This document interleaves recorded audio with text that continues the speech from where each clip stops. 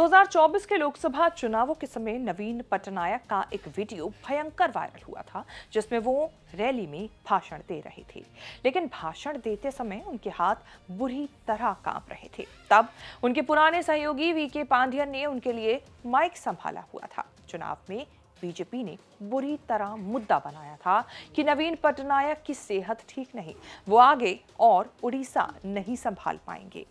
जब बीजेडी की दोनों चुनावों में हार हुई तो माना गया कि नवीन पटनायक के कांपते हाथों वाले भाषण ने चुनाव की दिशा बदल दी। उस बात को तो 1.5 साल से ज्यादा हो गए। अब नवीन पटनायक का एक और वीडियो सोशल मीडिया पर जबरदस्त वायरल है, जिसमें वो एयरपोर्ट के अंदर दिख रहे हैं। उनके साथ एक व्यक्ति और एक सिक्योरिटी गार्ड है। नवीन पटनायक के पैर कांप रहे हैं, फिर भी वो पैदल चल रहे हैं। उनके साथ चल रहे लोगों ने बस उन्हें हल्का सहारा दिया हुआ है।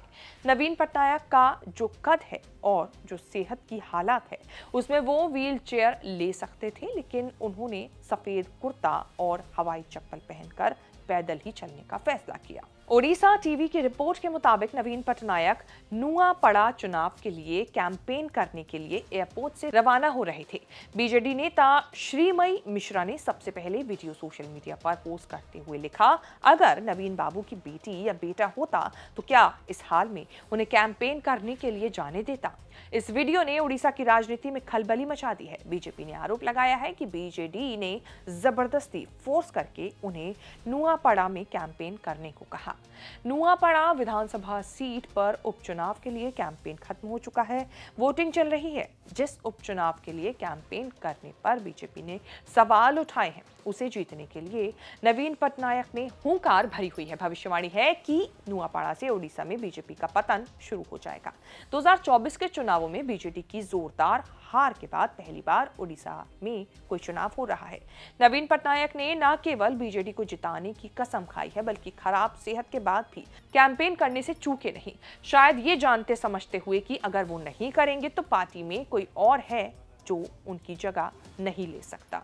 ओडिशा में चुनाव के बाद नवीन पटनायक दो मुंबई के अस्पताल में एडमिट हुए। जब भी डिस्चार्ज होकर बाहर आए तो व्हीलचेयर या स्ट्रेचर पर नहीं, बल्कि पैदल चलते हुए बाहर निकले। पीएम मोदी से बहुत अच्छे संबंधों के बाद भी बीजेपी ने आज तक उनकी गिरती सेहत को राजनीतिक मुद्दा बनाया हुआ है। पार्टी के नेता दावा करते हैं कि उन्हें अपने घर में मीटिंग रूम तक पहुंचने में 10 से 15 मिनट लगते हैं।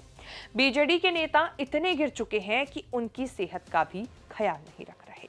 2024 में कांपते हाथों के कारण नवीन पटनायक चुनाव हारे। क्या उनके थर्राते पैरों वाला वायरल वीडियो नुआपड़ा का चुनाव पलट देगा? ये बड़ा सवाल है। हालांकि चुनाव बाद जब ओडिशा में बीजेपी सरकार की शपथ हो रही थी, तब नवीन पटनायक भी मंच पर पहुंचे थे। तब उनकी सेहत इतनी डाउन नहीं लग रही थी।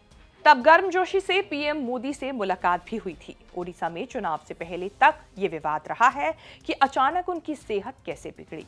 पूर्व आईएएस वीके पांडियन से सवाल किए जाते रहे। नुआपड़ा बीजेडी की जीती हुई सीट है। विधायक राजेंद्र ढोलकिया के निधन के कारण उपचुनाव की नौबत आई। नुआपड़ा में बीजेडी ने स्नेहांगिनी छुरिया को उम्मीदवार बनाया है, जो 2014 और 2019 में चुनाव जीती। 2024 में बीजेपी से हार जाने के बाद भी नवीन पटनायक ने स्नेहांगिनी छुरिया को दोबारा टिकट दिया। बीजेपी के उम्मीदवार जय ढोलकिया हैं। कांग्रेस भी पूरी ताकत से उपचुनाव में घसिया राम मांझी को फिर से उम्मीदवार बना रही है। नुआपड़ा में अखिलेश यादव ने भी सपा उम्मीदवार उतारा है और प्रचार करने भी गए। नवीन पटनायक को प्यार और सम्मान से नवीन बाबू पुकारा जाता है। ओडिशा में करीब 25 साल तक उन्होंने राज किया। उनके रहते कांग्रेस खत्म हो गई। बीजेपी कभी उनके सहारे, कभी उनके खिलाफ जाकर जनाधार बनाने के लिए संघर्ष करती रही। 2024 में चीजें एकदम पलट गईं। जीवन भर में कभी कोई चुनाव नहीं हारने वाले नवीन बाबू लोकसभा और विधानसभा चुनाव दोनों हार गए। हार का साइड इफेक्ट ऐसा हुआ कि पार्टी भी धीरे धीरे गांव से लेकर राजधानी भुवनेश्वर तक टूट रही है। नवीन बाबू खुद एक्टिव दिखने की कोशिश कर रहे हैं, पार्टी को फिर से खड़ी करने की कोशिश कर रहे हैं। मुश्किल यह है कि उनकी सेहत उन्हें बड़े राजनीतिक संघर्ष की इजाजत नहीं दे रही है।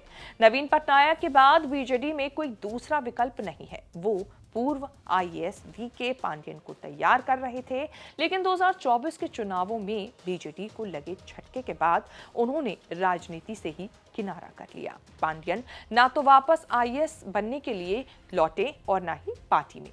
बस कुछ वक्त पहले मुंबई में नवीन पटनायक के साथ दिखे थे। आगे कौन कहां कैसे पार्टी को ले जाएगा, ये बड़ा सवाल है। अकेले नवीन पटनायक कब तक लड़ेंगे?